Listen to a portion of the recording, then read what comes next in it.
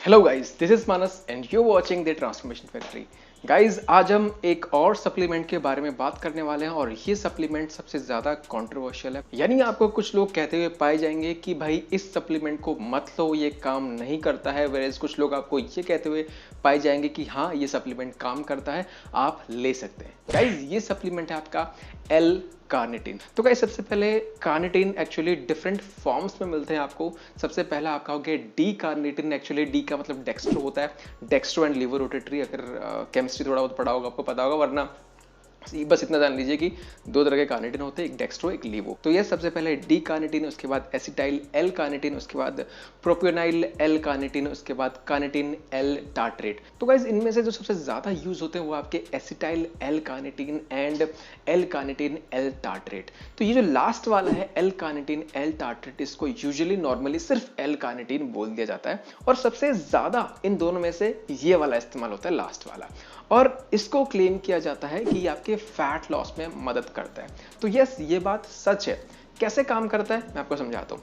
Guys, आपका जो fat का इस्तेमाल बॉडी करती है वो एक्चुअली आपके फैट को, जिसको हम फैटी एसिड बोलते हैं, वो टूटने के बाद फैटी एसिड्स होते हैं, वो जाके आपकी सेल्स जो होते हैं उसके अंदर बर्न होते हैं या फिर उनका इस्तेमाल होता है एनर्जी प्रोडक्शन के लिए। अब आपके सेल्स के अंदर भी कहां पे इस्तेमाल होता है? आपके सेल्स के अंदर माइटोकॉन्ड्रिया होता है।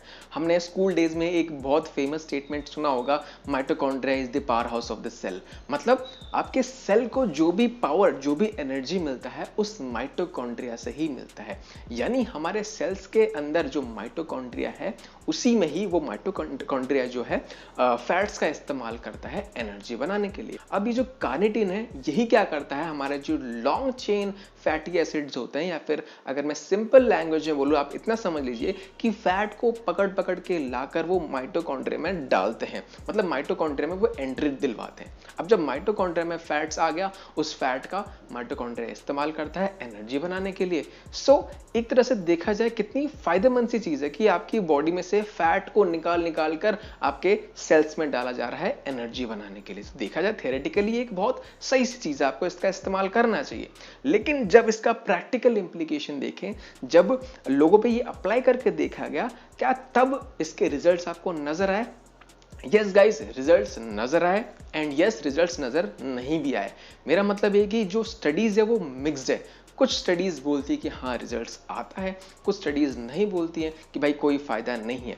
तो मैं इन सब का निचोड़ निकाल कर आपको अगर बताऊं कि क्या आपको इसका इस्तेमाल करना चाहिए, तो मेरा आंसर होगा कि गाइस नहीं, आपको इसको नहीं इस्तेमाल करना चाहिए। ऐसा मैं क्यों बोल रहा हूं, इसके पीछे का रीजन क्या है?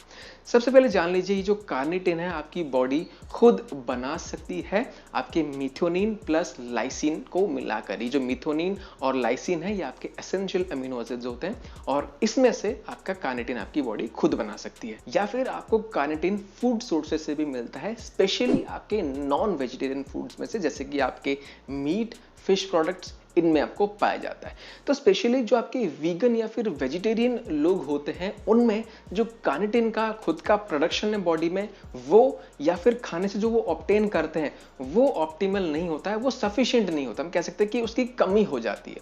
तो उन केस में उनको कार्निटिन लेने से, मतलब एल कार्निटिन लेने से यस, उनको एडवांटेज नजर आता है। लेकिन मैं इसलिए बोल रहा हूं कि इसको नहीं लेना चाहिए क्योंकि मेरे लाइन में ही आंसर है कि जिनको कमी है, राइट, तो एल कार्निटिन के जहां जहां भी आपके बेनिफिट्स नजर आए, जिसमें भी ये देखा गया कि हाँ एल कार्निटिन लेने के फायदे हैं, वो जो स्टडीज हैं एक्चुअली उन पे अप्लाई होता है जिनमें ऑलरेडी एक डेफिशिएंट है एल कार्निटिन का, या फिर मेडिकल कंडीशंस में अप्लाई होता है।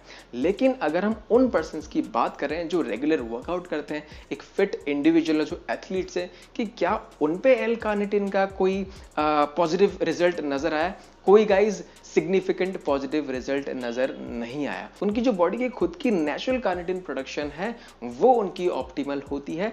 उस केस में उनको एक्स्ट्रा बाहर से कार्निटिन सप्लीमेंटेशन स्पेशली करने के कोई एक्स्ट्रा एडेड एडवांटेज नहीं मिलता है। एंड एल कार्निटिन आपके जनरल हेल्थ के लिए अच्छा पाया गया है, आपके ब्रेन फंक्शन के लिए, आपके मेडिकल कंडीशन जैसे कि हार्ट इश्यूज के लिए, किडनी इश्यूज के लिए, इन सब, या फिर डायबिटिक टाइप 2 डायबिटीज जो होता है उनके केस में।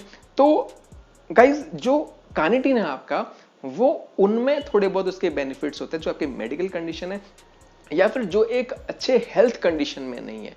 अगर हम फैट लॉस को लेकर बोल रहे हैं, जो हेल्दी इंडिविजुअल है, जो वर्कआउट करते हैं, उनमें एज सच कोई सिग्निफिकेंट रिजल्ट आपको नजर नहीं आता है। और जिस भी स्टडी में सिग्निफिकेंट नजर आ रहा है रिजल्ट, वो भी एक लॉन्ग टर्म तक, लगभग आपके 6 महीने बनते हैं। लेकिन अगर हम उसको एक एक्यूट पीरियड देखें, कुछ हफ्तों का देखें, तो कोई भी रिजल्ट आपको नहीं दिखता है। सो गाइज, अगर मेरे एंड से मैं अगर एक लाइन में इसको एंड करूं और बताऊं, तो गाइज यस, एल कार्निटिन के कुछ कुछ एरियाज में आपके रोल नजर आते हैं। लेकिन अगर fat oxidation, fatty acid oxidation को लेकर बोले, तो इसका कोई सिग्निफिकेंट, इसका कोई बेनिफिट नहीं होता है। Rather you should be focusing mainly on your diet, specially creating a calorie deficit. And जिसमें भी आपके एल कार्निटिन में रिजल्ट्स नजर आए हैं, वो भी डेफिसिट के होने के वजह से ही, और वो भी एक लॉन्ग टर्म में, वो भी बहुत ज्यादा कोई डिफरेंस नहीं था।